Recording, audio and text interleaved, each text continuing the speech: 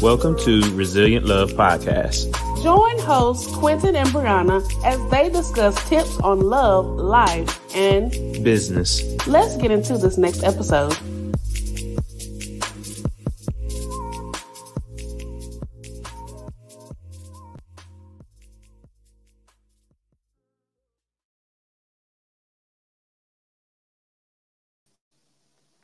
What's up, everybody?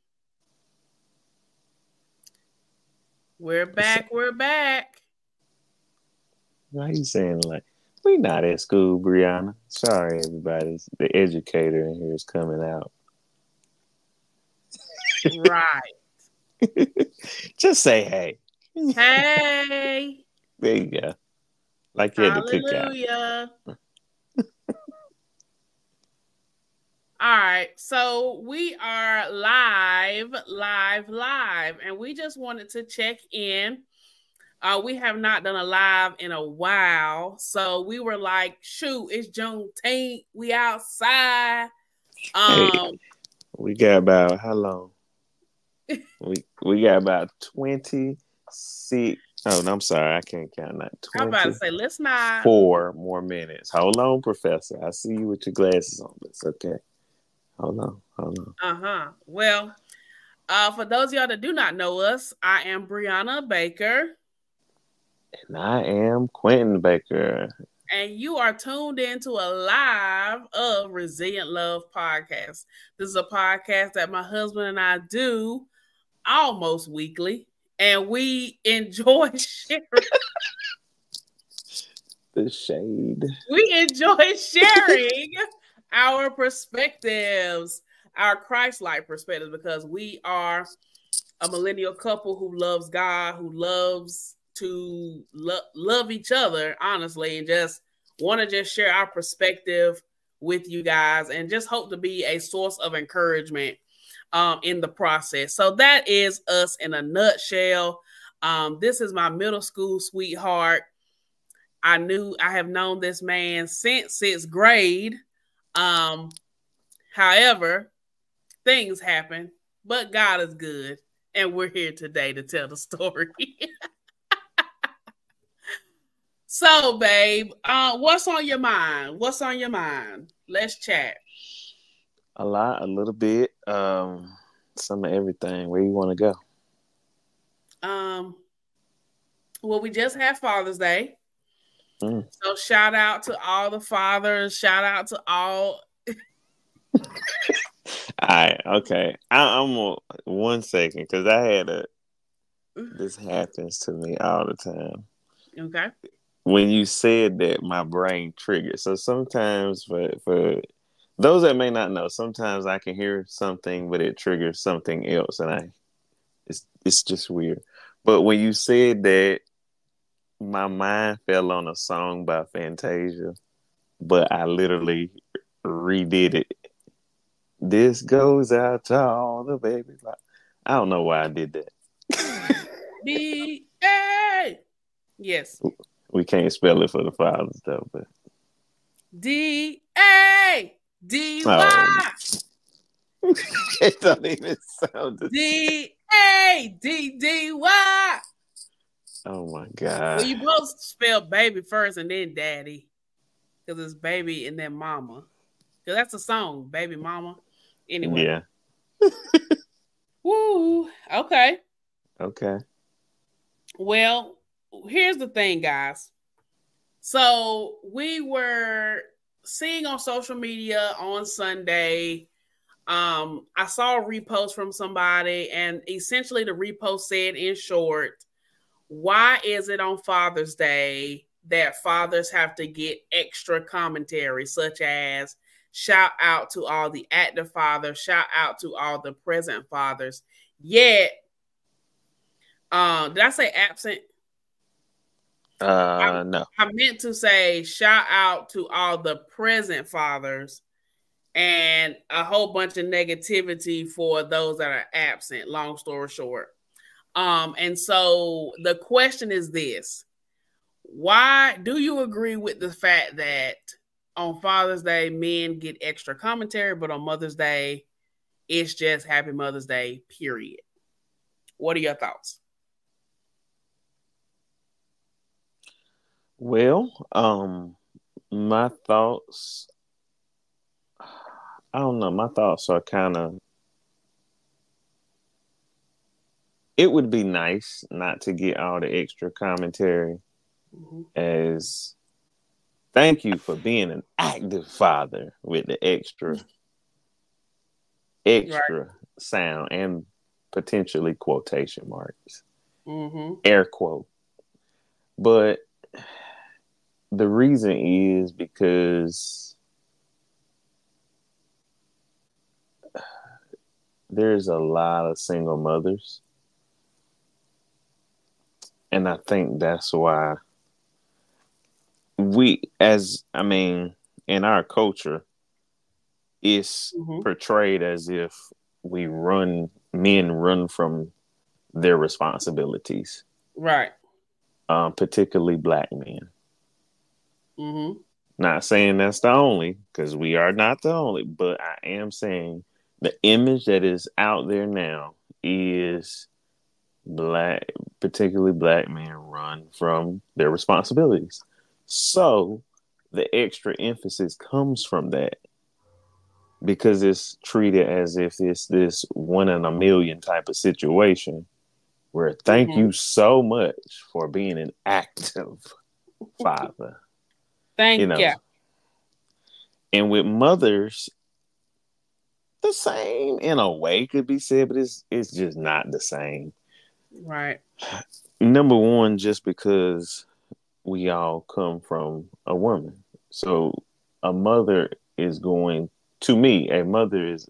always going to get a little bit extra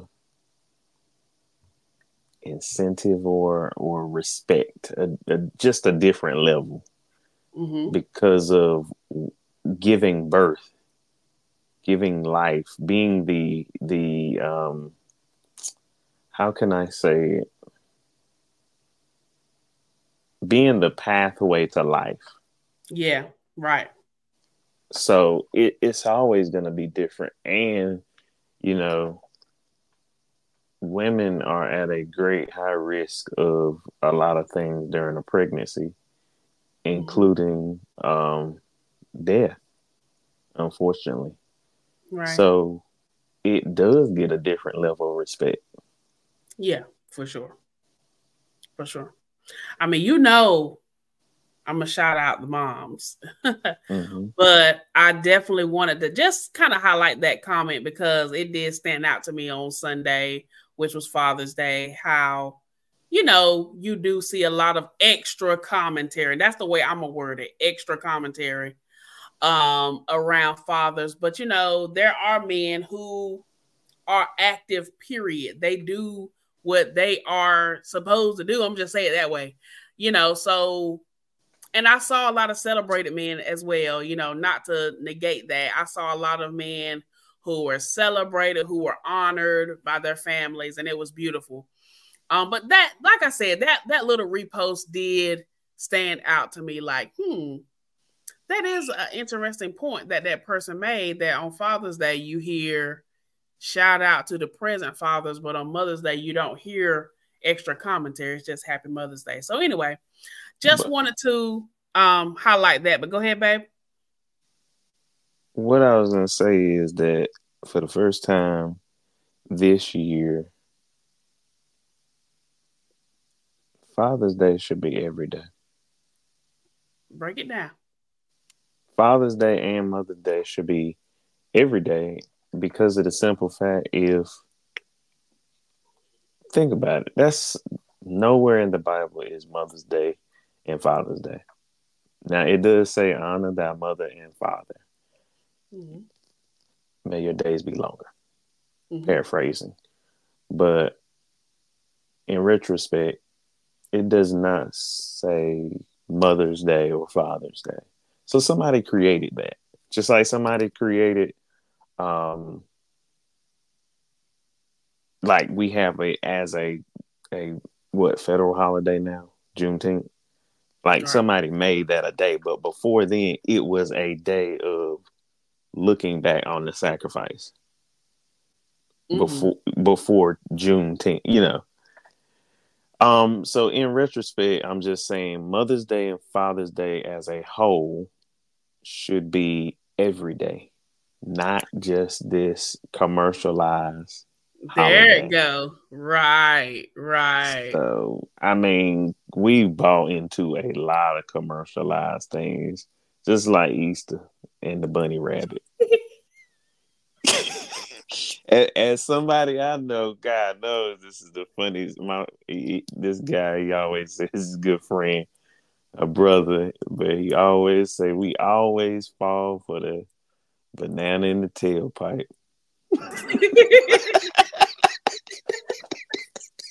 But you know what? That is such a good point. Commercialized love. Like thinking about flowers on Valentine's Day, thinking about um gifts at Christmas time, thinking about Halloween, dressing up as a character, and 4th of July, waving, our American flag. And now we have Juneteenth and what's one more holiday, Father? And then Martin Luther King Jr., you know. And of course, in September you have Labor Day. I was trying to hit everybody. November you got Thanksgiving. I was trying to make sure I hit everybody's street, but my point is this: commercialized love. I love how you brought that point up because the commercialized love also translates into media. The commercialized love also translates into what we buy in the stores. So even with Black Friday, we had a whole episode about Black Friday, but thinking about Black Friday, how the whole premise of that day is what? At the research, we found out it's to help get people out of the black, right? Yeah, but not people. The businesses, excuse me. So, excuse me, y'all. So, to find that out, that the whole premise of that day was to get people out of the black. So, they wanted to make sure that, or get them out the red. Is it get them out the red? No, I think it's to get them. Yeah. Get them out of the red to get To back black. in the. Yeah. So, basically, they're not negative. I'm sorry, y'all, if we said that wrong. But the point is, And if Black they Friday are is negative, it's an opportunity, the biggest opportunity to bring them back in the black, at least even if they're not in a stable financial position. Right. Yeah. So I'm sorry, we just want to clear that up. But bottom line, we have talked about this. Me and Quentin have really hit this point previously, but it really hit us again when we talked about Father's Day and that post, and it was just kind of like, okay, cool. Society wants to highlight women a little bit more than men, and we have Quentin really elaborated on why. But then when you talk about commercialized love, it's like society wants us, the consumers, right? We're the consumers. So the business folks wants us as the consumers to go buy the car, buy the flower, buy the candy, buy the book, buy the shirt, and to the point where this holiday sales is high. But then the next 10, 15 days, we back in the red. Well, not and only this that. is just on this is just behind Father's Day. I know about retail sales, and I can tell you firsthand that Father's Day weekend was not as hype as Mother's Day. Never is. But I mean, there was still some shopping happening. Don't get me wrong. Yeah. But there was more it eating. Was not as high as Mother's Day. Restaurant sales were high, not real retail. Yeah. Restaurant was high, but not actual retail. Fathers always get the same old. I ain't gonna say all fathers, so don't as I've heard before, don't indict me for this. I'm not a father per se yet, but I know how it's going. Fathers get socks, ties, hats. It's the same old gift. Now, don't get me wrong. I have seen fathers' gifts level up. For those, I thank you. It's good to see that. But them socks, them ties, they don't need no more. So, but yeah, retail, that's why it was lower. I mean, you might get a shirt here and there, but restaurant, high. We saw it for ourselves. But I do want to bring back the focus just to say, don't get me wrong. Mother's Day and Father's Day is definitely an opportunity to edify your love for your mother or father. Yes. However, don't get too caught up on the gimmick in a way. So make sure that that's just the extra day that you edify, but make sure after that day you continue to edify. Because to do something once a year and don't do it again, it's almost like, why do it at all? And it's not always monetary. Like if you don't buy it's time. You just don't want your love to be tied to a day. Yeah. That's where all. it's at. You just don't want to make a person feel funny or feel some type of way because they didn't get acknowledged on this day, but you got acknowledged. For example, you got acknowledged the day before said holiday. Mm-hmm. Or you got acknowledged the day after said holiday. It's no less. You still got acknowledged. So, but we just wanted to highlight that. So that was our first topic. Our second topic, this one might step on some toes, but so Tia, not Tia. Yes, Tia. Tia shared. Make sure you indict the right person. I'm indicting the right one. Tia Mowry Hardrick, which of course she is no longer married. So it's Tia Mowry. She shared somebody put a clip out. It was put out on the Shade Room. So that's what we're quoting. Quentin and I did not go back to look at the full episode. So our commentary is off of a clip. So yes, it is partial information, but we're just using it for dialogue. So in the clip, Tia Mowry shares her perspective of her previous marriage. And this is a paraphrase quote from the clip. And the paraphrase quote is this. She said she looks at her relationship like a curriculum. You go through the process of learning. At the end, just like in high school or college, you graduate/celebrate.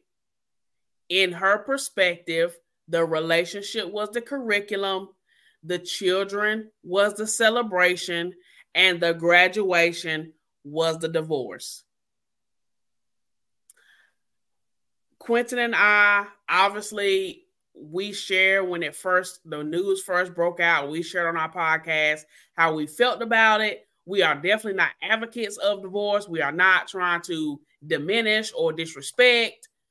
We're just commentating on the phrase. And so I'm going to let Quentin start us off. What do you think?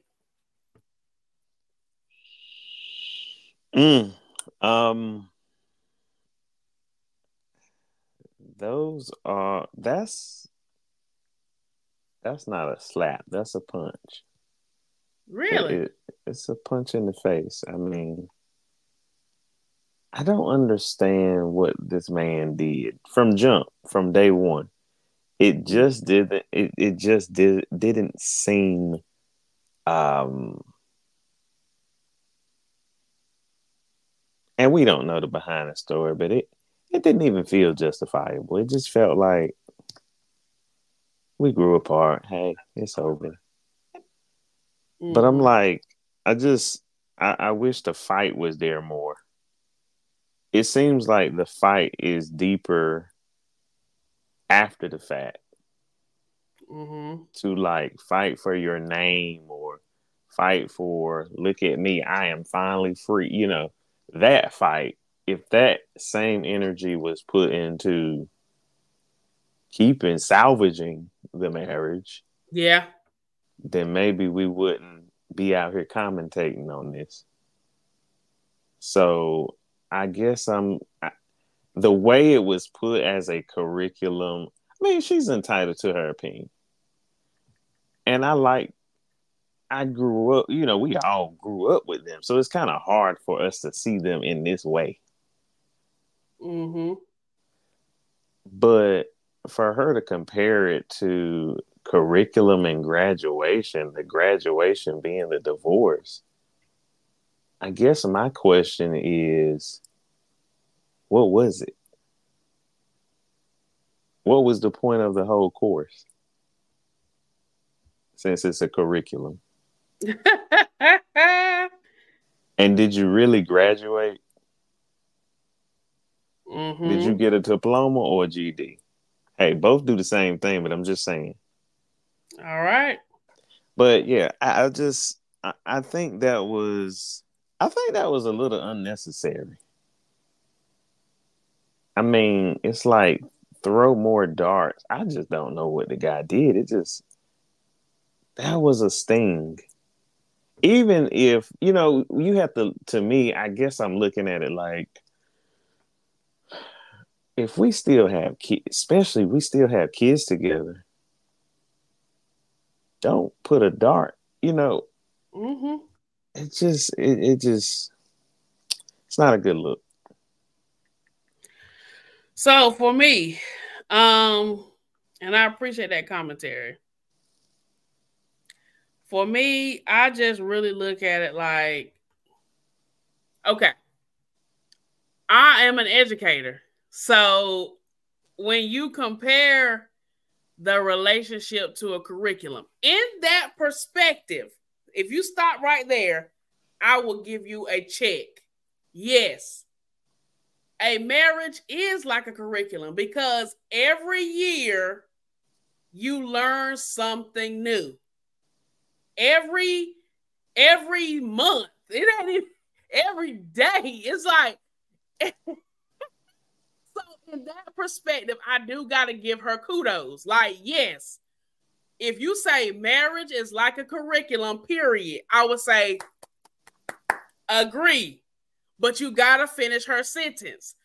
And I paraphrase it, y'all. I did. So it's not verbatim. But when you add in the celebration was the children and the divorce is the graduation, it's like, what? So yeah, I cannot fully agree. But for me, when she added in the children on the celebration, I was like, that's awesome. I love that analogy. Your children coming, celebrate your love. Awesome.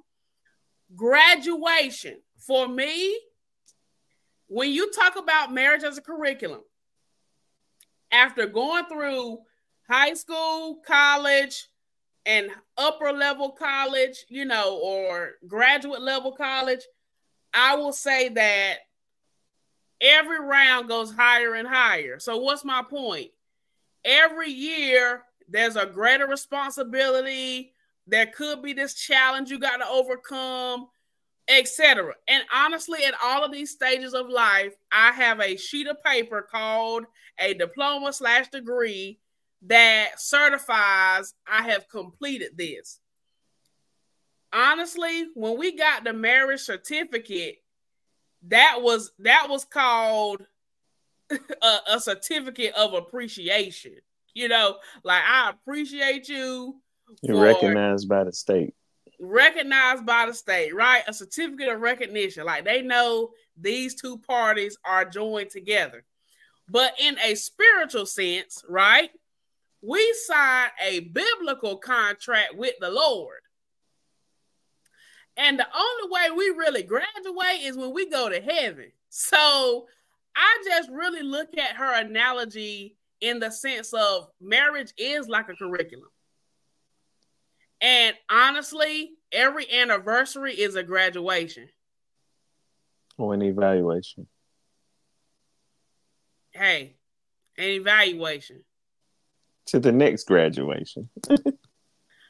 Uh-huh. Like right now, we are 2 weeks away from our anniversary. Right now is the evaluation because we getting ready to graduate to 5 years. So we about to have an award ceremony. You know how I go, awards. And we're going to celebrate. But I just feel like, that last part, that D word. And guess what? Kevin Melissa says something. And shout out to Kevin Melissa Fredericks, a.k.a. Mr. and Mrs. Kev on stage. It's really awesome that next weekend they're going to be celebrating their 20th anniversary. But in their book, Marriage Be Hard, and this is a paraphrase quote, they shared that honestly, they don't shy away from the divorce conversation because their philosophy is divorce is on the table, but we just choose not to choose it. Mm-hmm. That is their philosophy. Divorce is an option, but we are making a conscious effort every day to not choose that. And so I appreciate their perspective because, as she stated in the book, it just takes that pressure off of this assumption or this idea like we will not talk about this and da da da. And obviously you're not advocating for that. You don't want that. But her perspective and their marriage philosophy is it really is a choice. We just don't choose it. So with all of that being said, going back to Tia Mowry's analogy of a curriculum, I say this. In a school system, my husband said it earlier, but I'm going to just repeat him. You really do graduate specifically with high school now, specifically high school. You can graduate with a high school diploma, or you just don't finish high school and then you go to a community college and get a GED. But the premise here is, in both scenarios, you kind of broke off your process, but then you completed it somewhere else. And then the first process, you actually completed it to the end. So I just think for Tia Mowry and anybody else who may be in a position where, you got a divorce or whatnot, all Quentin and I are saying with bringing up her commentary is, if you decide to get married again, marriage is like a curriculum. So I'm going to tell you straight up, like a career counselor, you need to make a decision on what you're getting ready to study. You don't want to keep changing majors. Help me, Holy Ghost. You don't want to keep changing majors. You want to stick to a major and see it to the end. And like our vows say, for better, for worse, for richer, for poor, and sickness and health, till death do us part. You want to see it to the end. And not this man-made end called divorce. And I understand there are other circumstances that lead to divorce. And we don't know her situation. So let me be clear when I say my statement. Yeah. But I just feel that when you decide to sign up for a curriculum, I'm using her analogy, go into the curriculum understanding that you are going to be in some classes that you don't know about. And you're going to have to learn as you go. A doctor does not just walk into his school or her school and become a doctor. They have to go through the coursework. I know I went deep on that, y'all. I'm sorry. I'm sorry. But it was a good analogy until she got to the graduation. I think that she, because you have kids, I just think there's some things you should keep out of the media. for Bottom line. to protect the whole family dynamic. Bottom line. Right. There's a wrong and a right way to do things. To be honest, if you were gonna do that anyway, go get paid for it. You could have put that in the book. All the details. True. That belonged in a book. At least make somebody work for it. You ain't even making nobody. No, people don't even make people work for the commentary anymore. Put it in a book. Right. I mean, I don't agree with it regardless because it just feels like an assault on the whole family dynamic. They have children involved. And some things just ain't worth putting in the media because everything you put in the media is up for grabs.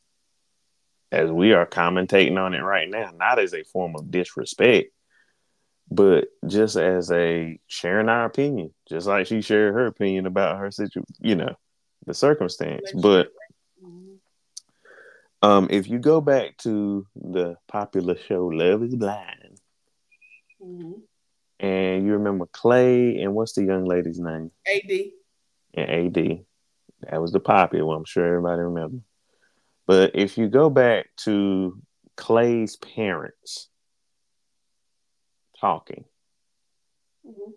to me, even though he did her wrong, she still was respectable. Like there was a common ground, like the communication was still like, hey, you know what you did. You know why we not together. But this is what we got going on right now. This involves our son. And I think that, to me, that was just a good illustration of a little bit more effective communication. Now, granted, it did kind of flip a little bit, but still, it was a lot of emotions. But as high as those emotions was in that one moment, that was handled pretty well and respectable. Right. You're right. Despite historical events that may have occurred. I won't dig. Dun, da, da, da. But yes, so marriage is like a curriculum. I'm gonna give her that sentence. But the second part, and children are a celebration. But graduation, you lost me on that one. But to God be the glory nonetheless. I pray that even though that decision had to be made or was made, I'm not going to say had to be, but it was made, that the two parties and their children, and of course supporters like myself and Quentin, are able to move forward, take it as a lesson, not as a loss, and just do what you need to do. I gotta say one more point though. Yeah. What is his name? I keep forgetting it. Who, Corey? Corey. So Corey is about to be one of the star casts in a movie that Tyler Perry is putting on. And when I say this, it's gonna come full circle. Just looking at the trailer, I don't know how the movie gonna be, but just looking at the trailer, it looked like Corey did his thing in this movie. It looked like he about to get an award on this one. He got to get something. And I say this to the point of, it's like he got divorced and now his acting career is like back up, or he's acting better or he's in a better position in role. It's like he's giving it more energy. Because you could feel him in character strongly in that trailer. And I'm just like, I guess I'm like confused in a way on, I won't say confused. I'm just kind of like, I'll just say it, puzzled. Same thing. Yeah. When it comes to like you get a divorce and now you have more ambition, more energy, more enthusiasm about your job, your role, what you do. You show up different, you show up better. It's like, what was going on prior? Not saying he didn't do good in roles prior, but it's just like he gave this one his all. And I know a lot of times, you know, when you're going through stuff, it turns up something inside of you. Because you put all that, you refocus all that stress, whatever you got going on, and you put it in your work. Right. And maybe that's what it is. Maybe that's and maybe clear. that's, I mean, because like you made a good point, you know, when a person is going through the situation, they begin to put energy in other places, aka work or personal development. So it could come out like that. But, you know, that's something, I'm going to be completely transparent. That is something that Quentin and I discuss with one another. You know, we really have open check-ins like, hey, you know, where your head at on this topic, that topic, what needs to shift to help you. I mean, real conversations, nothing disrespectful, just what do I need to do as the spouse to help you, and vice versa, versus you done changed, or you know, you want your spouse to evolve. And like I said, we don't know ins and outs. Now, this second half of this topic is just me and Quentin talking. But when you are, you know, with your spouse and they're going through their process of evolving, you really got to ask yourself, do I want my spouse to change for the better? And obviously your answer should be yes. You don't want your spouse to stay in the same spot, especially if they have shared with you in other conversations like, hey, I desire to do this, or I'm looking at this avenue, or let's have a dialogue on this aspect.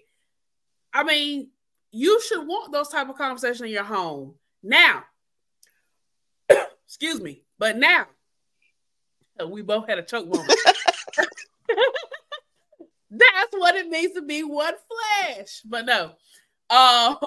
So what's my point, Father? So when it comes to the relationship, I'm gonna shorten it with this. When it comes to the relationship, you should want your spouse to evolve. Quentin and I have shared, I have a 5-tier method that I am following this summer called Mission Fitness. God gave it to us at the end of last year. He gave us this topic called Mission Fitness, and we have partnered with a good friend of ours. So we made a group chat for like the first 6 months of the year, checking in on weight loss goals, etc. And this summer, God just pressed it on me to be very intentional this summer about hitting the 5 key areas. So I just gave y'all that little spiel to say Quentin has been very supportive. Quentin has been on board. I mean, Quentin is doing his version of hitting the 5 tiers. And it's just really helping us to dialogue a little bit more, get closer on this topic, etc. And that's what I'm saying. Like, he's seeing, he knows the health concern. He knows the goals I have, not just in the health category, but of the other 4. And so he's supportive along the journey. And that's what I'm saying. You know, this is just a general statement. You want to be supportive of your spouse. You know, if the world not going to support them, the people in the house need to support them. And if for whatever reason that person in the house with you does not support you, you got to go on. If you feel led to do that thing, you got to go on and do it and pray that your spouse will get on board with you, or that you guys can come to a common ground. Just like Tabitha Brown and her husband, just for the sake of example, thank you, Holy Spirit. You know, Tabitha Brown is a vegan. Her husband is not. But they come to a common ground. He may cut this or that, to be on a common ground with his wife. That's what I mean by that. You might not be vegan, but come to a commonality. If I want to go to a vegan restaurant, you'll sit there with me and we can buy you a piece of chicken on the way home, whatever. But I got kind of happy on that topic. But yeah, I know y'all, forgive me, I got happy. But I just really... It's the emotional connection to it, that's why. Yeah, I respect Tia. I respect Tamara so much. And it just hurt. I am definitely, and I know we don't know details, Father, so I'm not trying to be insensitive. But I just hate divorce. I'm going to be real. I just hate it. I mean, and it's not that cliche, oh, they look good together. It ain't even that, because, baby, there was some moments where I looked at Corey kind of tough, like, bro, you a little rough around the edges. But it was just a mere fact that, hey, y'all been together almost over 20 years or right at 20 years, almost 20 or right at it. And you guys had 2 children together. Tia had shared about her health concerns and all of that. And then it's like, boom, we out. After all that, we out. Man, it was just like this. I miss.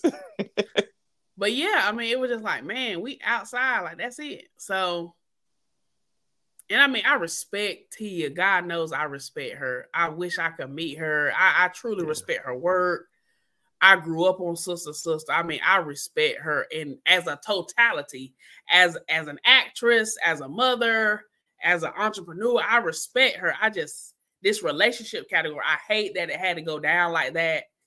But it is what it is on that. I mean, I'm just pray for her family as they process this, because I mean, I think it's been right at a year, or almost a year. So, but yeah, like before we close out, babe, is there anything else on your heart? We hit 2 big topics. First one we hit was the Father's Day commentary, and the second one was the Tia Mowry interview statement. Is there anything else you want to hit before we go? Oh, okay. I think we had a disconnection issue, but guys, listen, Quinn and I just want to do a quick live. It wasn't quick, but it was quick for us, and we just want to check in with you guys. We hope you enjoyed the commentary. Let us know if live episodes are something that you like. And if you would, please like, comment, and share. We really want to get Resilient Love out there to more people. And until next time, this has been another episode of A Live Resilient Love. Take care.